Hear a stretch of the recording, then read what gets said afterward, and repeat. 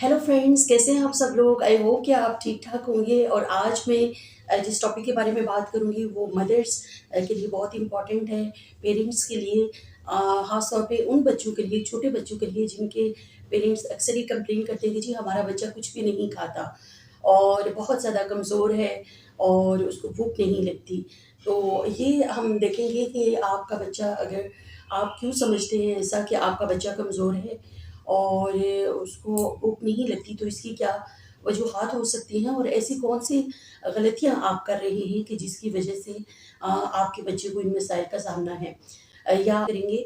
तो सबसे पहली बात तो ये है कि आपको ये पता होना चाहिए कि बच्चे की भूख होती क्या है। आपका बच्चा, अगर आप समझते हैं कि बच्चा नॉर्मल जो दस्तरखान पे खाना मौजूद है वो नहीं खाता, तो आप डेफिनेटली परेशान होंगी कि हमारा बच्चा नॉर्मल जो रोटी वगैरह है वो नहीं खाता। तो ये तो एक कंसर्न की बात है। उसकी वजह क्या हो सकती है, ये आपकी अपनी गलती की वजह से ही हो सकता है।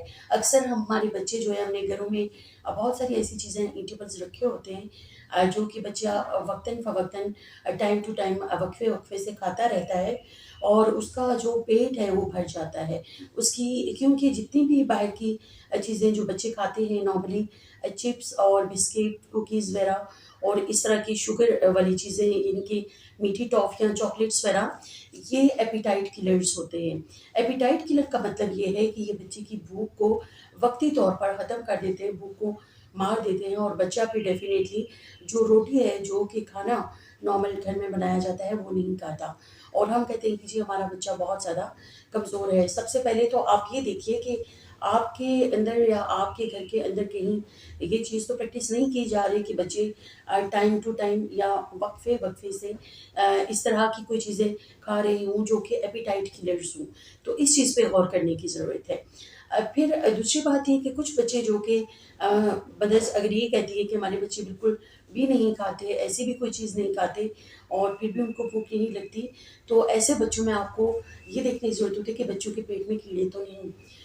नॉर्मली जिन बच्चों में कैल्शियम की कमी होती है, आयरन की कमी होती है, उन बच्चों के पेट में कीड़े पाए जाते हैं और ये बहुत कॉमन है बच्चों के अंदर। इसलिए आपको डॉक्टर को जब दिखाएँ, तो जब आप डेफ़िनेटली डॉक्टर आपको बच्चे का मुआयना कर आपको जो कीड़े मारने वाली अद्वियात होती हैं वो आपको तजवीज़ करेंगे और वो बहुत आसानी से जो है आप उसका बहुत ट्रीटमेंट ईज़ी है।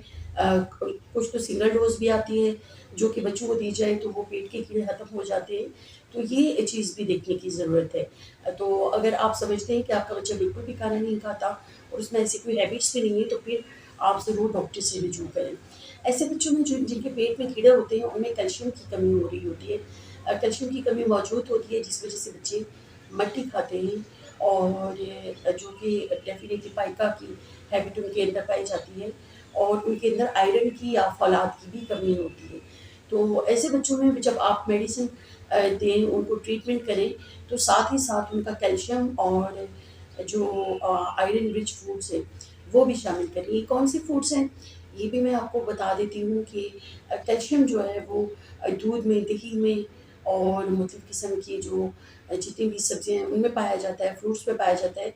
तो आप कोशिश करें कि बच्चों को डेली दूध जो है, वो ज़रूर दें और इसके अलावा आप उनको जो है दही वो दे सकते हैं, मीठा दही भी दे सकते हैं, घी दे सकते हैं और साथ ही जो फ़ौलाद या आयरन रिच डाइट्स हैं उनमें हरे पत्तों वाली सब्ज़ियाँ बहुत ज़्यादा इम्पॉर्टेंट है, जैसे पालक है, ब्रोकली है, इसके अलावा जितने भी ग्रीन लीफ़ी वेजिटेबल्स हैं, वो सैलेड्स की फ़ॉर्म में आप उनको दे सकते हैं। तो ये बहुत रिच होते हैं अपने आयरन कंटेंट में और सब्जियों का सूप भी आप उनको दे सकते हैं, गाजर दे सकते हैं और जितने भी फ्रेश फ्रूट्स और जूसेस हैं, वो अपने बच्चे की डाइट में शामिल करें। फ्रेश वेजिटेबल्स की हैबिट बच्चों को दें, क्योंकि आजकल तो हमने ट्रेंड बना लिया है कि बच्चों को प्रोटीन जैसे फ्राइड चिकन दे रहे होते हैं, बर्गर्स, पिज़्ज़ाज़ और ये चीज़ें हम देते हैं और हम समझते हैं कि शायद हम उनका बहुत ज़्यादा ध्यान करें।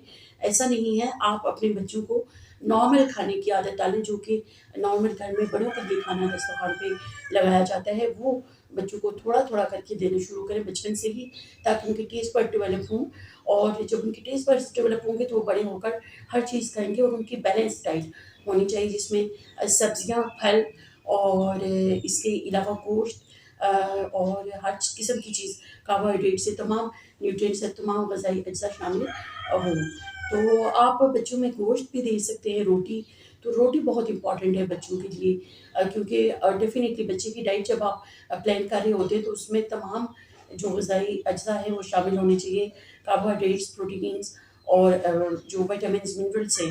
और विटामिन मिनरल का बेस्ट सोर्स जो है वो फ्रूट्स एंड वेजिटेबल है। तो बच्चों की डाइट में फ्रूट्स एंड वेजिटेबल यानी कि सब्जियाँ और फल लाज़मी शामिल करें, ताकि आपका बच्चा ना सिर्फ़ ये कि एक जिस्मानी तौर पर सेहतमंद बच्चा बने, बल्कि वो ज़हनी तौर पर भी बहुत ज़्यादा सेहतमंद और तवाना रहे।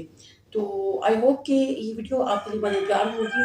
अपना बहुत ख़याल रखिएगा। डॉक्टर मुन्नज़ा को दुआओं में याद रखिए। अल्लाह हाफ़िज़।